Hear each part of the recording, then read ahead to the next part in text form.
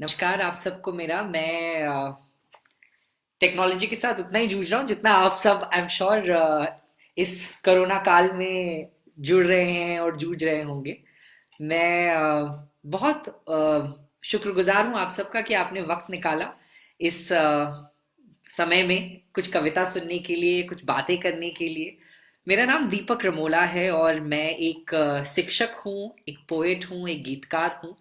और प्रभा खेतान फाउंडेशन की पहल कलम के तहत कई बार मुझे ये अवसर मिला है कि मैं विश्व भर में अलग अलग जगह जाकर अपनी कविताएं, अपनी नज़में, अपनी गज़लें जो हैं वो लोगों तक पहुंचाऊं।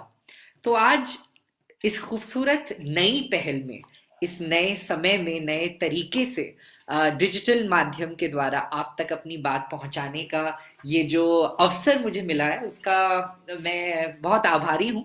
और आप सबसे गुजारिश करूंगा कि आप सबके सब अपने सवाल पूछते रहें कविता से जुड़े हुए। एक युवा कवि की दृष्टि से कविता पृष्ठभूमि को समझने की अगर कोशिश करना चाहें तो please by all means ask your questions.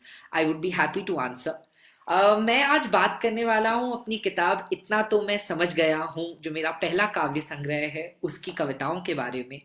कैसे ये कविता सफर शुरू हुआ, कैसे ये जो रचनाएं हैं उनका संकलन हुआ इस किताब में। वाणी प्रकाशन द्वारा प्रकाशित ये किताब है। मेरा काव्य सफर स्कूल में शुरू हुआ। स्कूल में इस तरीके से कि हमारी जो हिंदी टीचर थी श्रीमती श्रद्धा बख्शी मैम, उन्होंने वाद विवाद प्रतियोगिता के दौरान मुझसे ये कहा कि आप जो है, एक चलन था उस दौर में कि आप कवि की चार पंक्तियों से शुरू करें अपनी वाद विवाद प्रतियोगिता का जो भी विषय है।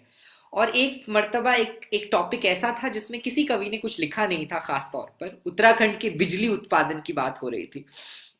तो हमारी जो हिंदी टीचर हैं उन्होंने हमसे कहा कि आप क्यों ना खुद इसे अटेम्प्ट करें, खुद लिखें। और अगर चार पंक्तियां लिख लेंगे तो आठ लिखने की कोशिश कीजिएगा, आठ लिखेंगे तो 12 लिखने की कोशिश कीजिएगा, और अगर 12 लिख लेंगे तो फिर तब तक मत रुकिएगा जब तक कविता संपूर्ण ना हो, जब तक पूरी ना हो जाए। और इस तरीके से मेरा काव्य सफर शुरू हुआ। आप सब को जानकर ये अचंभा होगा कि स्कूल में चौथी या पांचवी क्लास तक हिंदी में मेरे 10 में से 4 या 10 में से 3 जो है नंबर आते थे। और मेरे पेरेंट्स बड़े चिंतित थे इस बारे में, क्योंकि हिंदी एक विषय है जो हम सब चाहते हैं कि भाषा प्रेम और स्पेशली राष्ट्रभाषा का जो प्रेम है वो हम सब में हो। वहां से लेकर आज अपनी हिंदी किताब आने तक का जो सफर है वो बड़ा ही रोमांचक रहा है मेरे लिए। तो बातें होती रहेंगी, मैं आप सबको कुछ ना कुछ बताता रहूंगा जीवन से जुड़ा हुआ, जो संदेश है, जो उसकी अनुभव है। पर उससे पहले क्यों ना शुरू करें एक कविता से। और मैं सोच रहा हूं कि ये एक कविता है जो मैंने लिखी थी बहुत पहले। अम, एक एक ट्रिप में मुंबई की गलियां मैं छान रहा था अपने दोस्त के साथ। और इस कविता की खूबसूरती है कि इसमें एक पंक्ति है जो मनोज मुंतशिर, बहुत ही बहुचर्चित, बहुत ही अमेजिंग गीतकार हैं मनोज मुंतशिर। तेरी मिट्टी और बहुत सारे बेहतरीन गीत मनोज जी ने लिखे हैं इंडस्ट्री में। तेरी गलियां तो उनकी एक पसंदीदा लाइन है, और वो हर बार जब मुझसे मिलते हैं कहते हैं अगर आपने इस पंक्ति का इस्तेमाल करके गीत नहीं लिखा तो इसे मैं ले लूंगा। तो जितना डिले मेरी तरफ से हो रहा है, मुझे लग रहा है कि मनोज जी शायद इसे चुन लें। कविता का उन्वान है जादू। मेरी आंख का पहला आंसू, तेरे लबों की आखिरी हंसी, दोनों जब मिल जाते थे जादू होता था। मेरे आंख का पहला आंसू, तेरे लबों की आखिरी हंसी, दोनों जब मिल जाते थे जादू होता था। बेचैन शामों की चाय के साथ बालकनी में तुम्हारी खुशबू, तुम्हारी मौजूदगी, और रेडियो पर अचानक बजता मेरा मनपसंद गाना, और सूरज की ढलती धूप दुनिया के संगीन तमाशों को बर्दाश्त करना आसान कर देते थे। तुम गई तो ये भी साबित हो गया कि सब जादू आंखों का खेल होता है। तुम गई तो ये भी साबित हो गया कि सब जादू आंखों का खेल होता है। तो इसमें जो ये लाइन है कि हम दोनों जब मिल जाते थे तो जादू होता था, ये एक पंक्ति है जो मनोज मुंतशिर जी को बहुत पसंद है। कुछ सवाल आप सबके आ रहे हैं जो मैं पढ़ता रहूंगा, जवाब देता रहूंगा। सबसे पहले एक कर दूं मैं जो लोग यहाँ हैं। गौरव जी, अनु जी, जी, कविता जी, अनूप जी, दिनी, इंद्रानी जी, चंदा जी, गरिमा जी, अरुणा जी, तस्नीम जी, बाला जी, सत्यभाबा जी, सबको बहुत बहुत धन्यवाद। और जो लोग जुड़ रहे हैं, दिनेश जी, दिनेश रोहित चतुर्वेदी जी कह रहे हैं नमस्कार। कहा जाता है कि जब कोई गीतकार फिल्मों के लिए गीत लिखना शुरू करता है तो उसकी मौलिकता कहीं ना कहीं खो सी जाती है। इस पर क्या कहेंगे आप? ये बात सच भी है, पर इसका काफी श्रेय जो है मुझे लगता है वो सुनने वालों पर भी जाता है दिनेश जी। अगर आज आप एक गीतकार के लिए एक माहौल देखें फिल्मी गीतों में, तो आपको बहुत सारे रीमिक्स दिखेंगे, बहुत सारे आइटम सॉन्ग्स दिखेंगे, और एक बहुत छोटा तबका, एक बहुत छोटा कोना वो भी है जहां ओरिजिनल सॉन्ग्स, जहां बहुत ही खूबसूरत मन से लिखे हुए, पोइट्री में सजे हुए जो गीत हैं वो भी हैं। आप इरशाद कामिल जी को देख लीजिए, कितनी कमर्शियल फिल्मों के लिए कितनी खूबसूरती से पोइट्री को पिरोते हुए वो गीत लिखते हैं। और आपने जो भी उनके गीत सुने होंगे हाल ही में, मनोज मुंतशिर जी जिनका नाम मैं नाम ले रहा हूँ बार बार, वो वरुण ग्रोवर जो हैं वो बड़े अच्छे गीतकार हैं। मुझे लगता है ये जिम्मेदारी कहीं ना कहीं एक गीतकार के लिए आती है जो एक कवि भी है, कि वो किस तरीके से producer, director, actor, film script और मार्केटिंग टीम की जो जरूरतें हैं उनको निभाते हुए अपनी पोइट्री कह जाए। और कई बार ऐसा होता है कि वो मुखड़े में या हुक लाइन में वो बात आप न कह पाए जो आप कहना चाहते हैं, इसीलिए अंतरों में कहीं ना कहीं वो चीज जो है आपको पिरोनी पड़ती है। राजश्री जो प्रोडक्शन है उनके साथ जब मैं जुड़ा एज एन एक्टर पहले, और काफी समय तक मैं जब उनके साथ काम करता रहा, तो राज बाबू जो सूरज बड़तिया जी के फादर हैं, लेट श्री राज बाबू, उन्होंने मुझसे ये बात बहुत खूबसूरत तरीके से कही थी कि जो गीत है उसकी रचना करते हुए आपको ये बात जरूर ध्यान में रखनी पड़ेगी कि ये गाना जब रेडियो से उतरे या किसी के फोन में या किसी के होंठों पर, जुबान पर चढ़े अपनी आवाज में, तो इसमें फिर भी मतलब हो। न सिर्फ विजुअल्स में, न सिर्फ फिल्मी चित्रण में एक तरीके से उसमें मजा आए, बल्कि आप जब गुनगुनाएं वो गीत तो उसके लब जो है, उसके लफ्ज जो हैं वो आपके लबों पर चढ़ते हुए एक नया एहसास कराएं। और वो एहसास तभी होता है जब उसमें एक गहरी बात हो जिसका स्वाद आप साल दर साल लेते रहेंगे। तो जाहिर सी बात है कि मौलिकता खोई तो नहीं है, मुझे लगता है कई बार क्वेश्चन किया जाता है, उसे चैलेंज किया जाता है, और हर लिरिक्स राइटर यही कोशिश करता है कि वो कुछ अच्छा और अमर कहने की कोशिश करे। आप बाकी सब प्रकाश शर्मा जी कह रहे हैं सब जादू आंखों का खेल होता है। वाह, थैंक यू प्रकाश जी। आप कुछ और सवाल पूछना चाहें तो पूछ सकते हैं, मैं तब तक आपके लिए एक और नज्म जो है वो पढ़ देता हूं। इस कविता को मैंने इस बात को जहन में रखते हुए लिखा कि कभी भी जो रिश्ता जिसमें खलन आती है, चाहे वो पति पत्नी का हो, चाहे वो दो दोस्तों का हो, चाहे वो भाई बहन का हो, चाहे वो बॉस और क्या कहते हैं एम्प्लॉय का हो, कहीं ना कहीं एक नजरिया हमें नया चाहिए उस खलन को, उस दूरी को देखने के लिए और उस अ, दूरी को मिटाने के लिए। तो ये एक कविता जिसका नाम है कांच की तरह, आप सबके लिए पढ़ रहा हूं। कांच की तरह रिश्ता टूटा नहीं था हमारा, बस उसके सिरे खुल गए थे। कांच की तरह रिश्ता टूटा नहीं था हमारा, बस उसके सिरे खुल गए थे। ढूंढते रहे दरारें, मैं चटकने की आवाज करती रही याद। तुमने फेरे कई बार हाथ खतों पर जो हमने एक दूसरे को लिखे थे। तुम ढूंढते रहे दरारें, मैं चटकने की आवाज करती रही याद।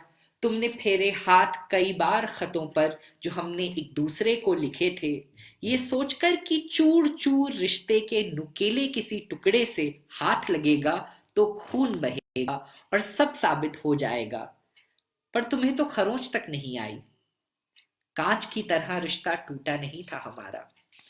मैं ना कहती थी, कांच की तरह रिश्ता टूटा नहीं था हमारा, बस उसके सिरे खुल गए थे, जैसे खुल जाते हैं रोशनी के रात से।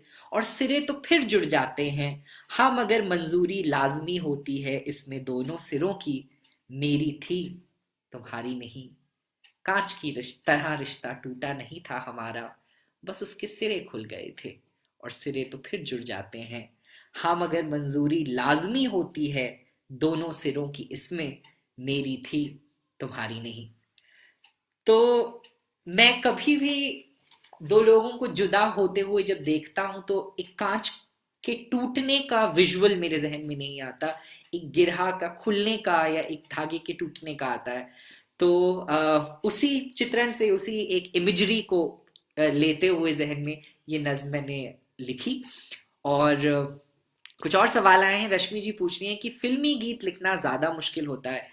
रश्मि जी, वैसे लिखना तो अपने आप में ही मुश्किल होता है। आप किसी भी तरह का लेखन कर लीजिए, वो मुश्किल है, क्योंकि आप जो बात कह रहे हैं वो आपकी सच्चाई है।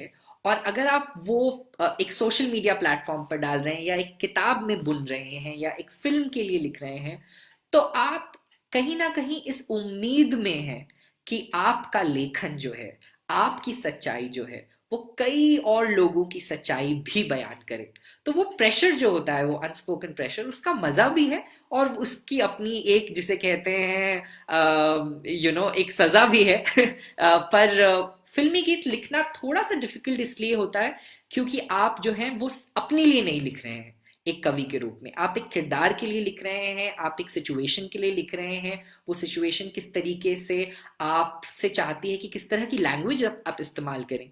जब मेरी पहली फिल्म माझी द माउंटेन मैन के लिए मैंने गीत लिखा, तो फिल्म जो है गहलूर करके गांव बिहार में बेस्ड है। ऐसे आदमी के ऊपर जो 22 साल से पहाड़ तोड़ रहा है अपनी प्रियता के लिए, जो उस पहाड़ से गिरकर मर गई। और ये एक सच्ची कहानी है, बायोपिक है। और 22 साल छेनी हथौड़ी से उस आदमी ने अपनी वाइफ के लिए वो पहाड़ तोड़ा, एक रोड बनाई। और जब मैं इस फिल्म का गीत लिख रहा था तो मैं इसे हिंदी या पंजाबी या गढ़वाली, जो मेरी डायलेक्ट है, उसमें नहीं लिख सकता था। मुझे इसके लिए जो भोजपुरी है, जो मैथिली है, उस रीजन का जो फ्लेवर है शब्दों में, वोकैबलरी में, वो लाना बहुत ज़रूरी था। तो मैंने, आई रिमेम्बर, कम से कम 1.5 महीने तक बहुत सारी डिक्शनरीज पढ़ी भोजपुरी की और लोकल भाषाओं की। और फिर गीत लिखा कि ओ गहलोर की गोरिया चली बू हमरे संग हो, तोहरी खातिर रची वो डगरिया पहुंचे बजीरगंज हो। तो चलीबू हमरे संग हो, और ये सब जो लहजा है एक मिट्टी की खुशबू का, उसके लिए आपको मेहनत करनी पड़ती है। और साथ ही साथ किरदार जो है वो किस सिचुएशन में ये गीत गा रहा है। वजीर फिल्म के लिए जब मैं गीत लिख रहा था तो ये बात जहन में थी कि मिस्टर बच्चन और अमिताभ बच्चन जी और फरहान अख्तर जो हैं वो उस गीत को गाएंगे।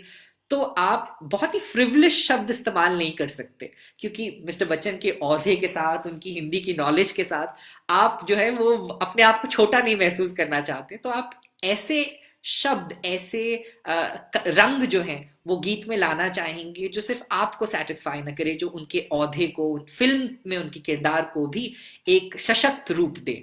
तो जो शब्द आपने सुने होंगे, मेरा गीत जो है अतरंगी यारी, हालांकि बहुत सिंपल शुरू होता है क्योंकि हम चाहते थे कि इसे जो लोग हैं वो गुनगुनाएं जब दोस्तों के साथ बैठें। यारी तेरी यारी चल माना इस बारी, सारी मेरी फिक्रें तेरे आगे आके हारी, क्या खूब लगी है मुझको तेरी ये बीमारी, यारी तेरी यारी, इस बेढंगी दुनिया के संगी हम न होते यारा, अपनी तो यारी अतरंगी है रे। तो बेढंगी, अतरंगी, ये शब्द आप आमतौर पर गीतों में नहीं सुनते। तो इनको लाने का मकसद ये था क्योंकि मुझे पता था मिस्टर बच्चन गाने वाले हैं, तो वो बहुत खूबसूरती से इन्हें निभाएंगे और उनके साथ एक नया फ्लेवर जोड़ेंगे। और गाना मशहूर भी है और मेरा भी बहुत प्रिय है। और कुछ और सवाल जो पूछ रहे हैं लोग कि गीत को महसूस करना पड़ता है। अनूप मेघानी जी कह रहे हैं, जी बिल्कुल, गीत को महसूस करना पड़ता है। एज अ राइटर आपको वो जीना भी पड़ता है, अपने ऑडियंस, अपने श्रोताओं के साथ और अपने एक्टर्स के साथ। तस्नीम कमाल जी कह रही हैं कि आज सही मायने में जादू का मतलब समझ आया, आपकी कविता की पहली दो लाइन ने तो कमाल कर दिया। बहुत बहुत शुक्रिया तस्नीम जी, आप रिक्वेस्ट कर रही हैं वंस मोर के लिए। बिल्कुल, थोड़ी तो पढ़ता हूँ, कुछ और भी सुना दूं, कई सारे लोग फरमाइश कर रहे हैं। पेरेंट्स के बारे में जो जोशना ज्योत्सना जी पूछ रही हैं। मैं देहरादून का रहने वाला हूँ ज्योत्सना जी, और इस वक्त लॉकडाउन के सिलसिले में जब हम सब घरों में बंद हैं, घरों में अपना समय निकाल रहे हैं, तो मैं देहरादून में हूँ इस वक्त। और हालांकि ट्रैवल करता रहता हूँ, मेरी जो परियोजना है प्रोजेक्ट फ्यूल, उसके विश्व भर में पढ़ाने के लिए, पोइट्री के लिए। पर इस वक्त जो है देहरादून में हूँ अपने पेरेंट्स के साथ। और मेरे फादर जो हैं वो इंडियन मिलिट्री एकेडमी में एक शेफ़ हैं, मदर एक होम मेकर हैं, और दोनों ही बहुत प्रभावी जिसे कहते हैं शख्सियत हैं अपने आप में। उन्होंने ही अपने रंग से मुझे ढाला है। तो मैं बहुत खुशकिस्मत हूँ कि मैं इस घर में जन्मा, और वो सब कर पाया जो एक छोटे शहर में, एक छोटे मोहल्ले, एक मध्यम वर्गीय परिवार में अक्सर बच्चों को नहीं मिल पाता अवसर के रूप में। कि आप बड़े हो रहे हैं एक छोटे मोहल्ले में और उनसे कहें कि आप हिंदी फिल्मों के गीतकार बनना चाहते हैं, आप कवि बनना चाहते हैं, तो आप डिसमिस कर दिए जाएंगे। हालांकि मैंने आईआईटी की कोचिंग की, एआई ट्रिपल ई के लिए पढ़ा, उसके बावजूद मेरे पेरेंट्स ने मुझे साइंस से हटकर मास मीडिया जर्नलिज्म में जो है अपनी डिग्री लेने की अनुमति दी, और साथ ही साथ जो है लेखन में आगे बढ़ने के लिए प्रोत्साहन दिया। चलिए आगे बढ़ते हैं। अ, कांच की तरह रिश्ता, बेहतरीन अभिव्यक्ति, बहुत बहुत शुक्रिया फरहीन जी। बहुत मन था वैसे मेरा कि मैं बिलासपुर जो है वो इन पर्सन आऊं और आप सबसे मिलूं। बट देखिए दौर, और ये कमाल की बात है कि जिस युग में हम जी रहे हैं, जिस दौर से हम गुजर रहे हैं, उसमें आप सबसे यहाँ मुलाकात हुई है।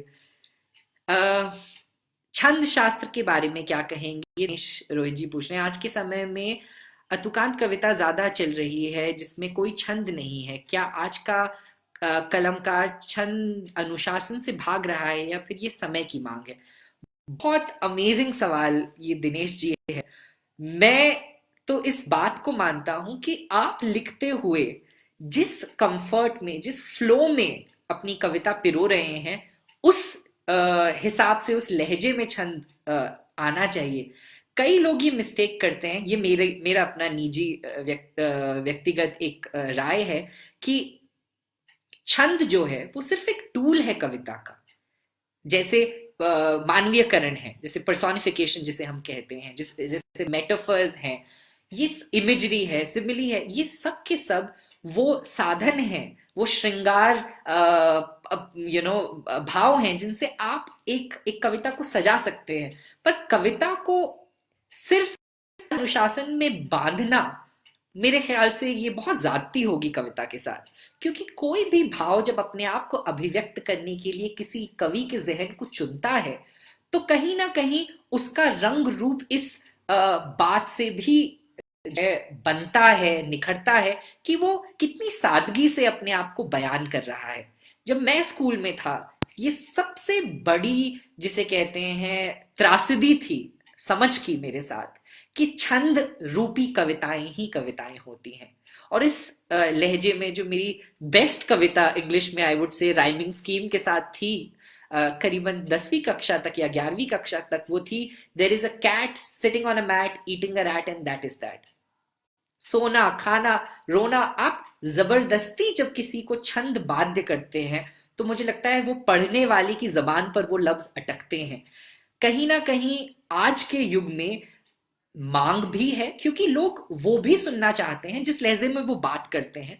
पर मुझे लगता है ब्लैंक वर्स कविताएं, जो छंद मुक्त कविताएं हैं, वो बहुत समय से हमारे साथ रही हैं।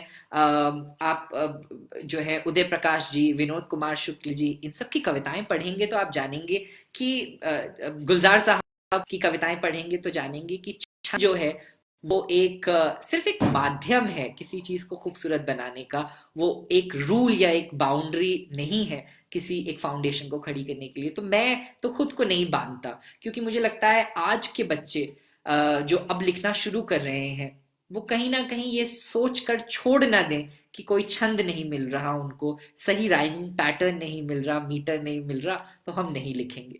तो बात सच्ची हो, अच्छी हो, जितनी आसानी से कह दी जाए, जैसे ये आपको एक कविता आपकी बात से जुड़ी हुई एक छोटी सी नज्म है, उसको सुनाता हूँ कि कविता का जन्म कागज की एक नाव में भरकर शब्दों के लोग, कागज की एक नाव में भरकर शब्दों के लोग, गोता खाने को हम बेताब रहते हैं। उभरने में ही मजा नहीं ए दोस्त, डूबने पर मालूम होता है। समंदर के अंदर भी महताब रहते हैं, डूबने पर मालूम होता है। समंदर के अंदर भी महताब रहते हैं। तो चलिए एक छंद तो आ गया दिनेश जी आपके लिए, I hope that is good. संज्ञा जी कह रही है बहुत अच्छी नज्म, बहुत बहुत शुक्रिया।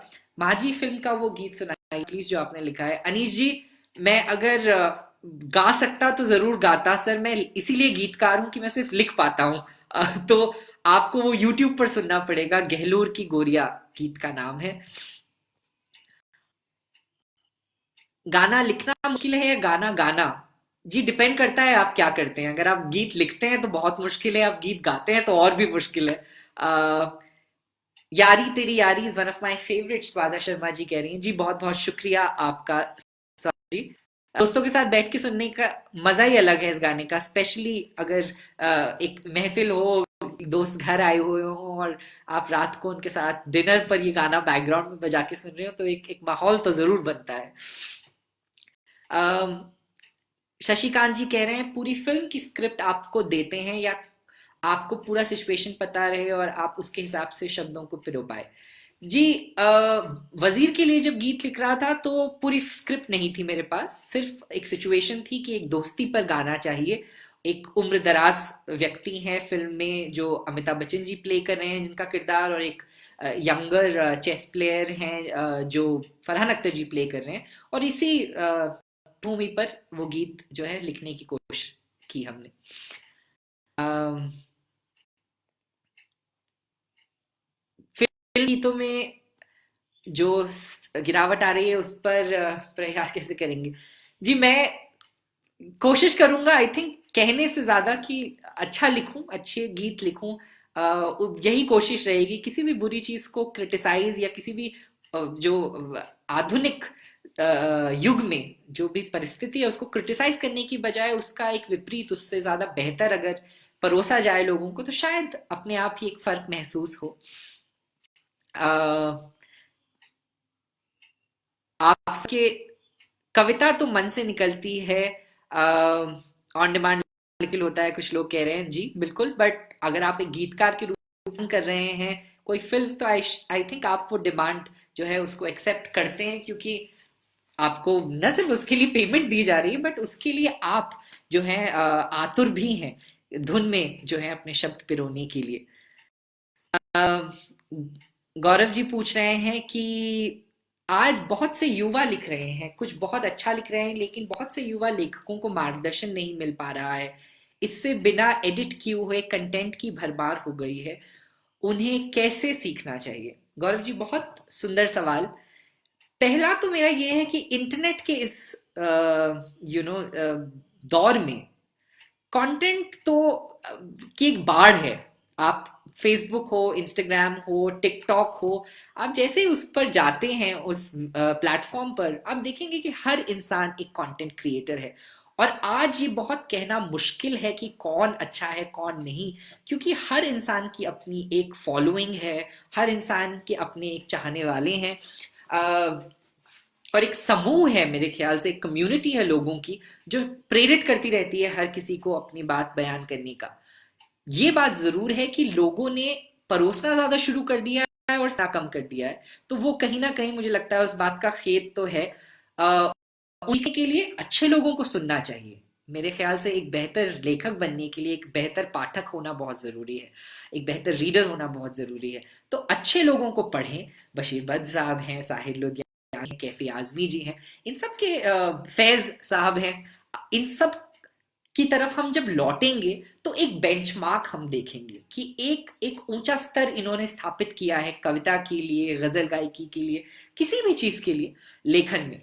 और शायद वो एहसास अपने अंदर पिरोकर इस बात को मानना आसान हो कि जो हम लिख रहे हैं वो क्या उसी स्तर से मैच करता है जो हमसे पहले जो दिग्गज थे, जिनकी पीढ़ी ने हमारे लिए ये पगडंडी बनाई थी, उसको जब हम रोड में कन्वर्ट कर रहे हैं तो क्या हम वो जस्टिस कर पा रहे हैं उसके साथ, अपने शब्दों के साथ? तो बेहतर पढ़ना मेरे ख्याल से एक ज्यादा अच्छा क्रिटिकल एनालिसिस होगा, बजाय कि कोई कमेंट की। आज मुझे लगता है लोगों में बहुत कम एक एक दायरा भी है फीडबैक रिसीव करने का, बहुत कम लोग बहुत अच्छी तरीके से फीडबैक, कंस्ट्रक्टिव फीडबैक ले पाते हैं। और मैं तो उम्मीद हूं कि जो युवा हैं वो लिखते रहें, भले ही वो शुरुआत में तो कोई भी मेरे ख्याल से अच्छा नहीं लिखता, धीरे धीरे कर कर आप ये खेल समझते हैं जज्बातों को बयान करने का।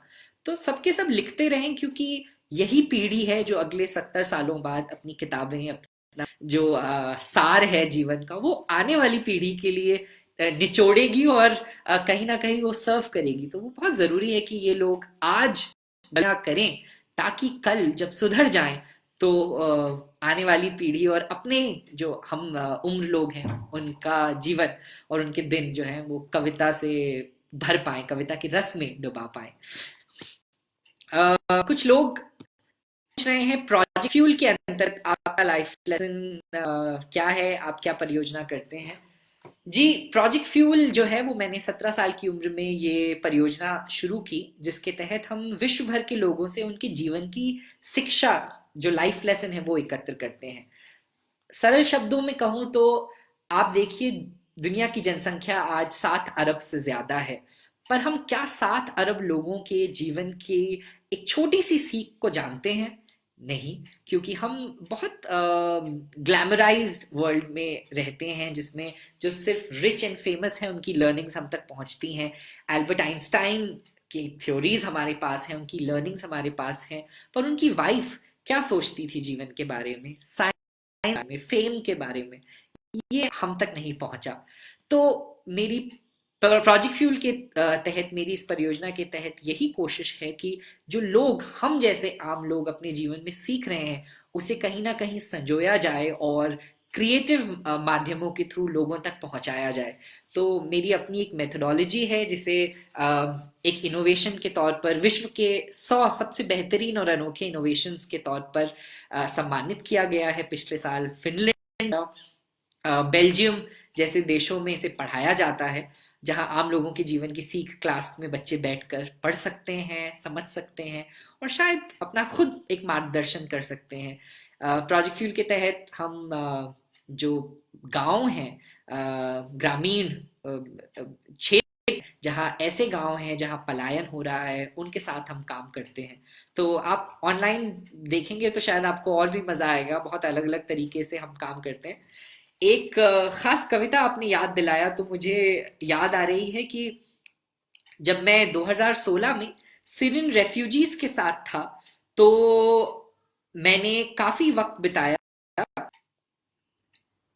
कविता ढूंढ रहा हूं आपके लिए, तो माफ कीजिएगा, नजर किताब पर है, कि मैंने वक्त बिताया सीरियन रेफ्यूजीज के साथ। सीरिया में जो युद्ध चल रहा है काफी समय से, उससे जो लोग विस्थापित हुए हैं, जो माइग्रेट होकर यूरोप आए, उनके साथ 90 दिन मैंने बिताए और उनके लाइफ लेसन्स को इकट्ठा किया।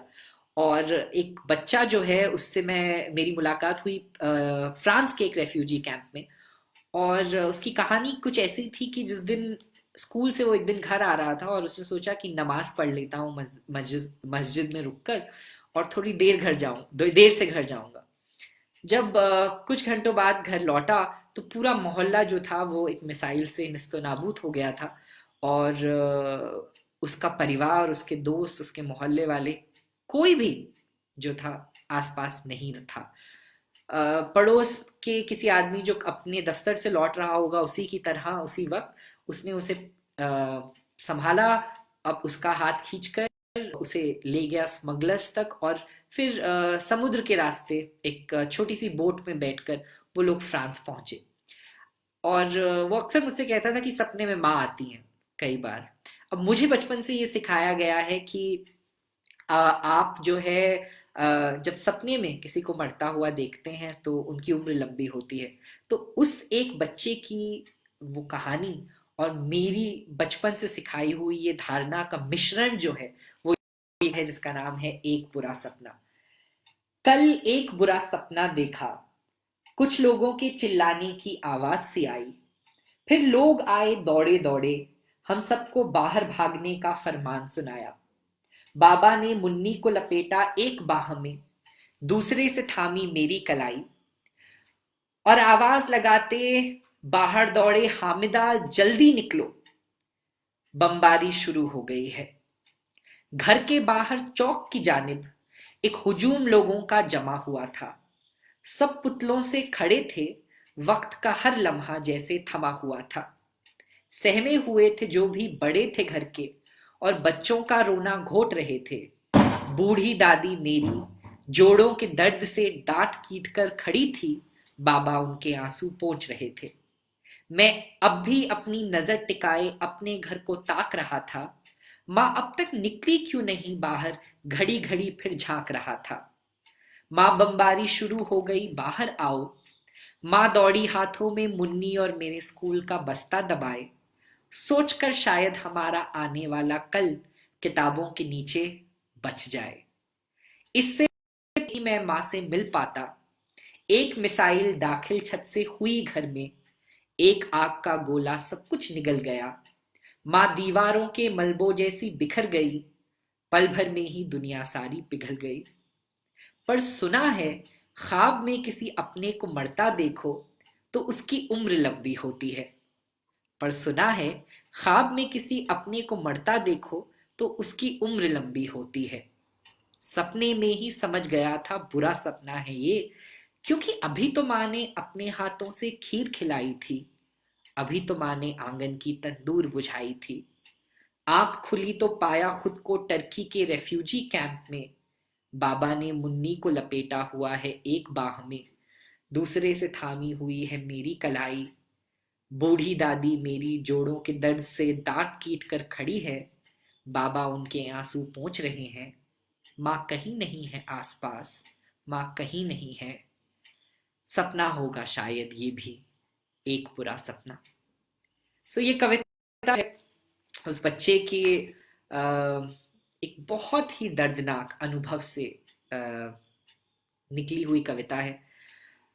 तो हमेशा भावुक हो जाता हूँ मैं जब इस कविता को पढ़ता हूँ, क्योंकि उस बच्चे का चेहरा मेरे जहन में आता है। के साथ साथ उन 90 दिनों में जितने हजारों रेफ्यूजियों के साथ मैंने उनके रेफ्यूजी कैंप में समय बिताया, उनसे बात करते हुए उनका स्मरण करता हूँ, तो एक एक तरीके से खुशी मिलती है कि ये एक अवसर था, सौभाग्य था कि इंसानियत को इतनी करीब से इतने मार्मिक स्थिति में देख पाया, समझ पाया। पर साथ ही जितनी बार उस पर लिखी ये कविता जुबान पर आती है, दिल बैठ तो जाता ही है उन्हें याद करके। कुछ और सवाल लेते हैं आप सबका। आपकी उर्दू काफी अच्छी है, थैंक यू फरीन जी। कोशिश कर रहा हूँ और सीखूं।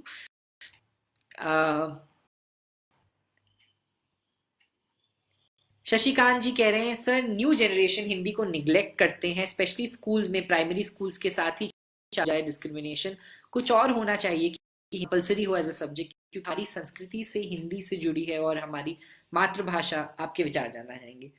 शशि जी, मैं थोड़ा विपरीत सोचता हूँ, मुझे नहीं लगता कि वो कंपलसरी होंगे, पर मैं ये जरूर मानता हूँ कि हिंदी के लिए, हिंदी लेखन के लिए लोगों में प्यार नए तरीके से जगाना बहुत जरूरी है।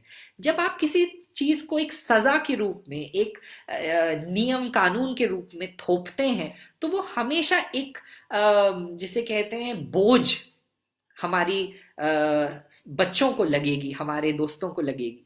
पर जब आप उसका एक विकसित रूप, उसके अनोखे आयाम, आप उसकी खूबसूरती, आप उसका सौंदर्य, आप उसका शास्त्र, और आप जब उसकी प्रेरणा क्षेत्र को लोगों तक पहुंचाएंगे, तो कहीं ना कहीं मुझे लगता है वो प्रेम जो हिंदी साहित्य के लिए जागृत होना चाहिए वो जरूर होगा।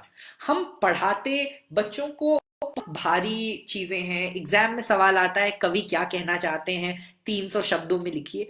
मुझे लगता है इससे जो है वो दूरी और बढ़ती है। पर अगर आप बच्चों से कहें एक ऐसा शेर ढूंढिए जिससे आप रिलेट कर सकते हैं, एक ऐसी न के सुनाइए जिससे आपको लगता है कि आपकी जो स्थिति है वो हो रही है। ऐसे लफ्ज ढूंढिए, ऐसी बातें, ऐसे गद्य खंड ढूंढिए जिनसे आपको लगता है कि आप का रुझान है, आप रिलेट करते हैं।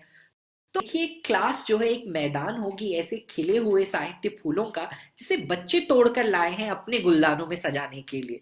तो मुझे लगता है वो ज्यादा जरूरी है। हिंदी को एक ताड़ बाड़ बनाने की बजाय हम क्यों ना गुलदस्ता बनाएं जिससे कमरा भी महके और एक रूहानियत भी महसूस हो और खूबसूरती और सादगी की ताकत हम अपने बच्चों को सिखा सकें। मुझे लगता है वो बहुत ज़रूरी है। अब आप देखें कि मैं सोच रहा हूँ कि क्या क्या शब्द हैं जो मुझे बहुत अच्छे लगते हैं। मैथिली शरण गुप्त जी की एक कविता है जो मेरी हिंदी टीचर श्रीमती श्रद्धा बख्शी मैम ने मुझे याद कराई थी स्कूल में, जिसे मैं आज तक याद करता हूँ कि हारा हूं 100 बार गुनाहों से लड़ लड़ कर, लेकिन बारंबार लड़ा हूं मैं उठ उठ कर। इससे मेरा गुनाह भी मुझसे हारा, मैंने अपना जीवन इस तरह संवारा। डूबा हूं हर रोज किनारों तक आ आकर, लेकिन मैं हर रोज उगा हूं जैसे दिनकर। इससे मेरी असफलता भी मुझसे हारी, मैंने अपनी सुंदरता इस तरह संवारी। तो वो मेरे आज तक जहन में, जबकि क्लास 9th में इसे मैंने मेमोराइज किया था, क्योंकि ये एक फूल की तरह मुझे सौंपा गया था। आप जब पढ़ेंगे कि ऐसे शेर इंसान के ज़माने में, तो आप देखेंगे कि रेखता और इश्क उर्दू और वाणी प्रकाशन जैसे जो बहुत काबिल प्लेटफॉर्म्स हैं, वो ऐसे मिसरे खोज खोज कर लोगों तक पिरोते हैं और परोसते हैं जिससे आपको लगता है अरे यही तो मैं कहना चाहता था। तो मुझे लगता है स्कूल्स में वो बात लाई जाएगी, हमारी टेक्स्ट बुक्स में, हमारी करिकुलम में, तो बच्चों को अपने आप ही एक लगाव, एक जुड़ाव होगा साहित्य के साथ। अनंता जी यहाँ है। अनंता जी, आपको मेरा नमस्कार। Thank you, always pleasure listening to you. आपकी बदौलत ही ये चीजें जो हैं संपन्न हो पाती हैं। तो बहुत बहुत शुक्रिया अनंत जी आपका। अ, कोई कह रहा है you are using Urdu words being non Muslim, it's really fantastic. भाषा जो है, मुझे नहीं लगता कि धर्म से जो है वो सीमित है, उसमें संकुचित है। भाषा की खूबसूरती तो उसकी जड़ें तो हर जगह हैं। आप हिंदी देख लीजिए। हम मेरे ख्याल से कभी लोहपत गामिनी नहीं कहते, ट्रेन आ गई है कहते हैं, जिसमें इंग्लिश भी है। क्योंकि भाषा जो है, बहुत लोग ये मिस्टेक करते हैं, भाषा वोकैबलरी नहीं है। जावेद अख्तर साहब अक्सर इस बात पर बहुत खूबसूरत तरीके से जो है अपना संदेश देते हैं। आपको कभी वक्त मिले तो आप उनकी ऑनलाइन गोष्ठी सुनिएगा इस स्पेशल थीम पर, कि भाषा जो है वो वोकैबलरी नहीं है। क्योंकि नए शब्द भी हिंदी में भी और दुनिया भर की भाषाओं में सदैव जुड़ते आए हैं। समोसा जो शब्द है, वो ऑक्सफोर्ड डिक्शनरी ने उसे नामांकित कर लिया एज एन इंग्लिश वर्ड, कि आप उसे इस्तेमाल कर सकते हैं। चाय को कर लिया एज एन इंग्लिश वर्ड। तो अब हिंदी का ये शब्द इंग्लिश तो नहीं हो गया, पर क्योंकि हमारी वोकैबलरी, हमारे शब्दकोश हमेशा एक्सपैंड होते रहते हैं, हमारे लाइफस्टाइल से जुड़े हुए, हमारे जीवन परिवेश से जुड़े हुए। तो मुझे लगता है कि भाषा का जो खुशबू है, जो मिठास है भाषा की, वो हम किसी धर्म या संप्रदाय भी नहीं देख सकते। क्योंकि शब्द हमको हमेशा जो है अपने लहजे में, अपने व्यक्त जैसे माफ कीजिएगा अपनी बात काटते हुए कह रहा हूँ, कुछ ऐसे शब्द हैं जिनका आप मेरे ख्याल से एक रिप्लेसमेंट नहीं ढूंढ सकते। गढ़वाली जो मेरी डायलेक्ट है, उसमें एक बहुत खूबसूरत सा शब्द है खुद लगना। अब हिंदी में तो खुद मतलब होता है स्वयं, पर गढ़वाली खुद, जब हम कहते हैं कि आई एम मिसिंग यू, तो उसको हम गढ़वाली में कहते हैं मुझे तुम्हारी खुद लग रही है। इसका रफ ट्रांसलेशन तो मैंने आपको दिया कि आई एम मिसिंग यू, पर एक्चुअली खुद लगना किसी की, इसका मतलब ये है, इसका अनुवाद बहुत ही रफ तरीके से ये है कि खुद को भूल कर किसी और को याद करना। और मैं आपको बताऊं कि विश्व भर की किसी भाषा, किसी डायलेक्ट में इसका लिटरल ट्रांसलेशन नहीं है इस शब्द का, खुद लगना। खुद को भुलाकर किसी और को ऐसे याद करना कि आपने अपनी पहचान सीमा पर उनको धर दिया और आप अब जो सांस ले रहे हैं वो उन्हीं के स्मरण से कहीं ना कहीं लेती है और कहीं ना कहीं उन्हीं को अपने अंदर पिरोती है। आप सोचिए कितना खूबसूरत शब्द है। अब अगर आप इसको कल इस्तेमाल करना चाहें तो मैं शायद ये रिवोल्ट ना कर पाऊं कि आप गढ़वाली का शब्द इस्तेमाल कर रहे हैं, पर इस बात पर और खुशी जाहिर करूं जिस तरीके से आप कर रही हैं, तो बहुत बहुत शुक्रिया। सत्य भाभा जी का सवाल मैं लेना चाहूंगा और फिर कुछ सुनाता हूं आपको। अच्छा पाठक जरूरी नहीं है कि लेखक भी हो। एक पाठक होने के नाते मेरा सवाल है कि हाशिए में रहने वाले महिला, बच्चे और बुजुर्गों के लिए आज कितना कुछ लिखा जा रहा है और लिखा जाना चाहिए। मेरे ख्याल से सत्यभामा जी, मैं कहूंगा कि बिल्कुल आप सही कह रहे हैं कि अच्छा पाठक एक अच्छा लेखक हो ये जरूरी नहीं, पर अगर एक अच्छा लेखक बनने की चाह वो पाठक रखता है तो उसे जो है अच्छा पाठक तो होना पड़ेगा, क्योंकि आप वरना सिर्फ उसी दायरे में लिखेंगे जिस दायरे में आपने बात सोची और कही। आप कभी उसे टेस्ट नहीं करेंगे, उसे एक्सपेरिमेंट नहीं करेंगे। मेरे एक मित्र हैं बेल्जियम से, आप विश्वास नहीं करेंगे, उन्होंने एक ही कविता को 64 स्टाइल्स में लिखा है। 64 स्टाइल्स। और जो बुक है उसका नाम है 4x4, और एक कविता है पर विश्व भर में जितने स्टाइल्स हैं, न्यूज़पेपर ब्लैकआउट पोइट्री आप कह लीजिए, ट्रैफिक सिग्नल पोइट्री आप कह लीजिए, सिंबॉलिक पोइट्री आप कह लीजिए, उन सब को इस्तेमाल करते हुए उन्होंने एक ही कविता को लिखा है। इन सबको उन उन माध्यमों में कहीं ना कहीं निभाने के लिए उन्हें पढ़ना तो पड़ा इन सारी कविताओं को। मुझे लगता है कि एक लेखक जो है वो हमेशा लेखक तो नहीं हो सकता, क्योंकि जब आप बैठते हैं लिखने, हमेशा एक अच्छा ख्याल आपके जहन में हो ये गारंटी नहीं है। तो उस समय में क्या करें, उस समय में कैसे प्रेरणा पाएं, और मुझे लगता है उस समय में एक साहित्य में डुबकी लेना, अच्छे साहित्य में डुबकी लेना कहीं ना कहीं एक बहुत कंफर्टिंग चीज होती है, बहुत ही मन को सुकून पहुंचाती है कि आप अकेले नहीं हैं। आपसे पहले भी किसी ने ये बात कहने की कोशिश की है, और आपकी जिम्मेदारी सिर्फ इतनी है कि आप अपने लहजे में उसी बात को दोहराएं या कहें। लोकगीतों में अक्सर ये बात होती है, मैं जब भी कभी नहीं लिख पाता, राइटर्स ब्लॉक जो एक चीज होती है वो कभी अगर जहन में आती है या उससे मैं कभी जो है जूझता हूं, तो मैं लोकगीतों की तरफ अपना रुख करता हूं। आप देखिए आज के जमाने में मैंने ये कविता लिखी है एक, कि फिर से साल के 365 दिन बिना तुम्हारे निकल गए हैं, वक्त की गहरी खाई में 12 महीने फिसल गए हैं। होते हैं एक अकेले इंसान को कितने काम, आओगे तो जानोगे। खाली घर काटने को दौड़ता है मेरा, यकीन कब मानोगे। तुम होते तो कहती तुमसे, छत से बारिश उतार लाओ, आंगन में धूप बिछाओ, कमरे की दीवारों को हवा लगा दो, सीलन चढ़ गई है घड़ी को मरम्मत करवा दो, झाड़ दो खिड़की की धूल, मुंडेरों को सींच दो, चुपता है तहखाने का अंधेरा, मेरे लिए आंखें मीच दो। और हो सके अगर तो इस चांद की पलकें ढक देना, या मुझको फिर से बहाना नया बनाकर कोई खत लिखना। मैं खत के पन्ने पलट पलट कर फिर से सारे दिन गिनूंगी। गुजर गया है एक और साल तुम्हारे बिन, सोच के तुमको याद करूंगी। अब ये कविता लिखी तो मैंने 2017 में है, बिरहा रस के ऊपर।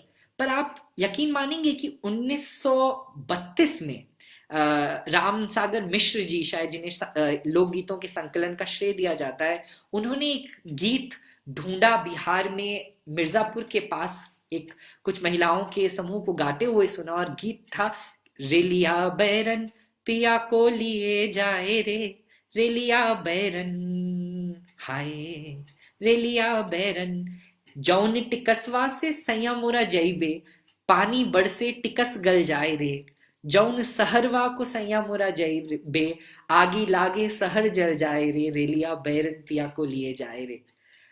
दूसरा गीत है कि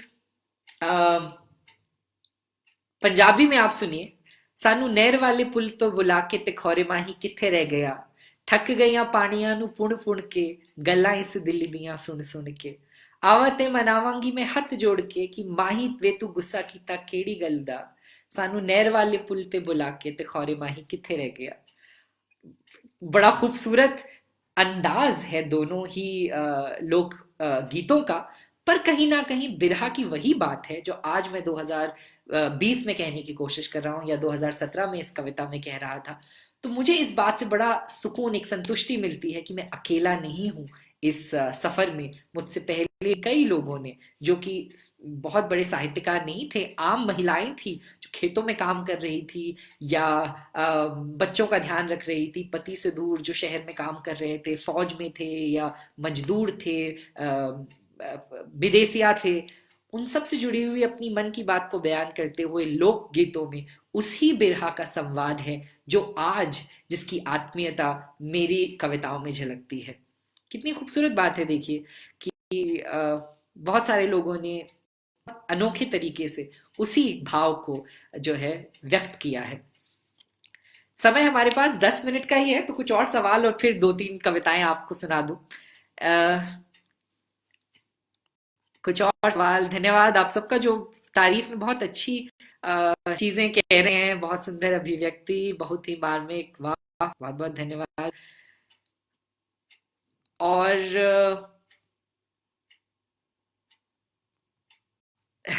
आप सब बहुत ही ज्यादा अच्छे सुनने वाले हैं, ये मैं कहना चाहूंगा, क्योंकि आप इतनी बारीकी से बुनी हुई जो बातें हैं कविता के अंदर उसको समझ पा रहे हैं। मैं कमेंट्स में देख रहा हूँ कि आप लोग कुछ कुछ चीजों को कितनी बारीकियों से पिक कर रहे हैं और कह रहे हैं। बहुत बहुत धन्यवाद आप। गुलदान वाली बात बहुत लोगों को अच्छी लगी। जी बहुत बहुत शुक्रिया आप सबका। हिंदी को गुलदस्ता बनाएं, आप सबके साथ ये बात पहुंची, मुझे लगता है कहीं ना कहीं इसका कहीं ना कहीं एक एक मंजिल ये बात पाएगी। इतना तो मैं समझ गया हूँ। आपके इस संग्रह में कुछ और प्रतिनिधि कविताएं सुनाइए ना।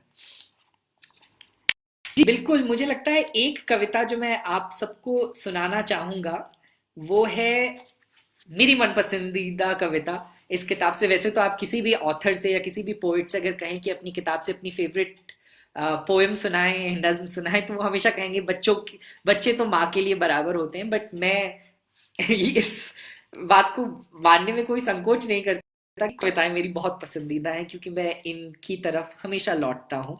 और ऐसी एक कविता है जिसका नाम मुझे वक्त लगता है।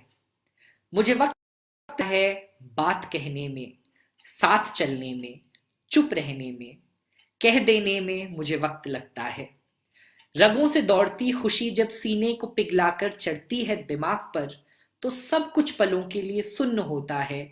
लब घबराकर हड़बड़ाहट में सख्त किसी जेलर की तरह लफ्जों पर निगरानी रखते हैं। गले की तह तक जाकर आवाज ढूंढना, शब्द के साथ बांधकर परोसने में मुझे वक्त लगता है। वक्त लगता है अपने दिल की गहराई महसूस करने में। मुझे वक्त लगता है अपनों की तन्हाई दूर करने में, भूलने में, याद रखने में, खिलकर मुरझाने, मुरझाकर खिलने में, अकेले पर अकेले चलने में, नए माहौल में ढलने में, ये सब समेट कर तुमसे बांटने में मुझे वक्त लगता है। तुम्हारे वक्त में से कुछ वक्त चाहिए अपने लिए, ये वक्त मांगने में भी मुझे अब वक्त है। ये एक नज्म है जो मुझे बहुत पसंद है। और आप इस बात पर विश्वास कीजिए कि वक्त जो है एक बहुत खूबसूरत थीम है मेरे लिए, जिससे मैं कई बार लिखता हूँ। ये दूसरी कविता जो आपको सुना रहा हूँ वो है उस वक्त के एक छोटे से क्षण, एक उस छोटे से यूनिट के बारे में जिसे हम लम्हा कहते हैं। कविता का उन्वान है वो लम्हा जो तुमने दे दिया किसी को, वो न लौटेगा तुम्हारे बुलाने से न मेरे चाहने से। लम्हा जो तुमने दे दिया किसी को, वो लौटेगा तुम्हारे बुलाने से न मेरे चाहने से। वक्त की कलम से कितना कुछ लिख गया है, वो या तो खो गया है या बिक गया है। वो लम्हा जो तुमने दे दिया किसी को, वो लम्हा चाहता तो दूरियां मिटा सकता था, ऐसा ना सही कम से कम आरजू जगा सकता था। खैर जो उसकी फितरत थी उसमें शरारत थी, हाथों से फिसल जाना वक्त की पुरानी आदत थी। वो रूठा भी नहीं था जो मान जाता मेरे मनाने से। वो लम्हा जो तुमने दे दिया किसी को, वो न लौटेगा तुम्हारे बुलाने से न मेरे चाहने से। वो लम्हा याद बन जाएगा, याद आएगा, लाएगा हंसी होठों पे तो आंखों में आंसू भी लाएगा। वो लम्हा यकीनन जख्म बन जाएगा, तुम कहते हो तुमने दे दिया, पर जिसको दिया उसके पास अब तक नहीं पहुंचा। वो कहता है उसने वापस कर दिया, पर वो लम्हा मेरा अब तक घर नहीं लौटा। मैं जानता हूं वो लम्हा ठहरा हुआ है दोनों के बीच बहाने से। वो लम्हा जो तुमने दे दिया किसी को, वो न लौटेगा तुम्हारे बुलाने से, न मेरे चाहने से। वो एक लम्हा। बहुत बहुत शुक्रिया आप सबका जिनको ये कविताएं पसंद आई। चलिए, वक्त कम है तो कुछ और सुना देता हूं आप सबको। क्वारंटीन के इस दौर में मुझे लगता है कविता, आर्ट, म्यूजिक, एक तरीके से कुकिंग, एक तरीके से वो मरहम है जो हमारे वक्त के घावों को भरने के लिए बहुत जरूरी है। क्योंकि आज एक खाली वक्त होना अपने पास, आज के समय में एक खाली दिन होना, बिना स्केड्यूल के, बिना किसी टू डू लिस्ट के दिन होना, बहुत लोगों के लिए जख्म बन गया है। बिकॉज वो नहीं जानते कि उसके साथ कैसे निभाएं। और ऐसे समय में मुझे लगता है ये जो आर्ट है, ये जो लेखन है, ये जो साहित्य है, वो कहीं एक मरहम है, वो एक लोरी है जो आधी नींद से जागे बच्चों को वापस सुलाने के काम बहुत आती है। तो उसी लोरी के सुख को बरकरार रखते हुए ये अगली नज्म है जिसका नाम है वो बह रहा था। वो बह रहा था, जो बह रहा था वो पानी नहीं था। जो बह रहा था वो पानी नहीं था, वक्त था। संग लेके चल रहा था। जो बह रहा था पानी नहीं था, वक्त था। संग हमको लेके चल रहा था।